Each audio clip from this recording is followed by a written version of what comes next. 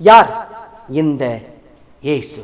இயேசு யார் அப்படின்றத நாம ஒவ்வொரு வாரமா சிந்திச்சுக்கிட்டே வரோம்.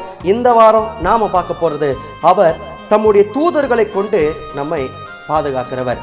சங்கீதம் சொல்லுது, உன்னை பாதுகாக்கும்படி தம்முடைய தூதர்களுக்கு அவர் கட்டளை எடுக்கிறார், உன் பாதம் கல்லில் இடராதபடிக்கு அவர்கள் தங்கள் கைகளில் உன்னை ஏந்தி கொண்டு போவார்கள் அப்படின்னு சங்கீதம் 91 நம்ம வாசிக்கிறோம்.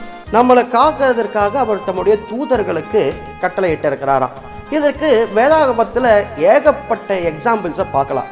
குறிப்பாக சொல்லணும்னு சொன்னால், அப்போஸ்தலரில் பேதுருவை சிறைச்சாலையில் வச்சிருக்கிறாங்க. அடுத்த நாள் அவருக்கு தண்டனை கொடுக்கணும். அன்னைக்கு ராத்திரி எல்லாரும் கூடி ஜெபம் பண்ணுறாங்க. அப்படி ஜெபம் பண்ணும்பொழுது சிறைச்சாலையில் கட்டப்பட்டிருக்கிற பேதுரு, காவலாளர்களுக்கு நடுவில் இருக்கிற பேதுரு, ஒரு தேவதூதன் போய் அவரை விடுவிச்சு கூட்டு வந்து ஜெபம் பண்ணி கொண்டிருக்கிற அவர்கள் சீசர் மத்தியில் கூட்டு வந்து விடுறத நம்ம பார்க்கலாம். இன்னும் சொல்லணும்னு சொன்னால், எலியா போதுங்கர்த்தாவே அப்படின்னு சொன்னும் போது ஆண்டவர் தம்முடைய தூதர்களை அமுச்சு எலியாவை பலப்படுத்தினதை நம்ம பார்க்குறோம். இஸ்ரவேல் மக்களை சபிக்கணும்னு ராஜா சொன்னும் போது பிழையாம அதற்காக போகும்போது வழியில் நின்று ஒரு தேவதூதன் பிழையாம தடுத்திருப்பார். அப்படி தம்முடைய மக்களை ஆண்டவர் தம்முடைய தூதர்களை கொண்டு பாதுகாக்கிறாராம். இன்னும் வேதாகமத்தில் அநேக எடுத்துக்காட்டுகளை சொல்லலாம். இயேசு கிறிஸ்து பிறக்கும் பொழுது அவருடைய யோசேப்புக்கு சொப்பனத்தில் தேவதூதன் தோன்றி இந்த தேசத்துக்கு போவாத அந்த தேசத்துக்கு போய் எச்சரித்து, அப்படி தேவதூதர்கள் அநேக இடங்களில் நம்மை பாதுகாக்கிறத நாம் பார்க்கலாம். இந்த தேவதூதர்கள் நம்மளை பாதுகாக்கிறாங்க. அப்போ நம்ம எப்படி வேணாலும் இருந்துடலாமா?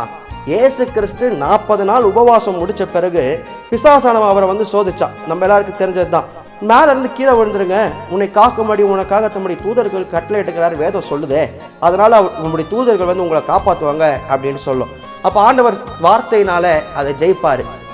உன் ஆண்டவரை பரிச்சப்படாது எடுப்பாதையாக அப்படின்னு சொல்லியிருக்கே அப்படின்னு சொல்லி, இன்னைக்கு நம்மளுடைய வாழ்க்கையிலும் நம்ம அநேக இடத்துக்கு போகிறோம் வரோம், பைக்கில் போகிறோம், காரில் போகிறோம், பல டிராஃபிக் மத்தியில் போகிறோம். ஆனாலும் ஆண்டவர் தம்முடைய தூதர்களை கொண்டு நம்ம பாதுகாத்துட்டு தான் வரார். தூதர்கள் தான் பாதுகாக்கிறாங்களே, அதனால் நம்ம எப்படி வேணாலும் போகலாம் வரலாம் அப்படின்னு இல்லை. நாம் எல்லாத்துலேயும் ஜாக்கிரதையாக சரியாக போகணும், சரியாக வரணும். இயேசு ஜெயிச்ச மாதிரி இந்த வார்த்தையை படுத்தி வார்த்தையாலே ஜெயம் கொள்ளணும். அப்போ நம்மை காக்கும்படி தம்முடைய தூதர்களுக்கு கட்டளையிட்டவர் நமக்கு எந்த சேதாரமும் வராதபடி நம்மளை பாதுகாப்பார். அடுத்த வாரம் இயேசு யார் என்றதை இன்னொரு தலைப்பில் சிந்திக்கலாம்.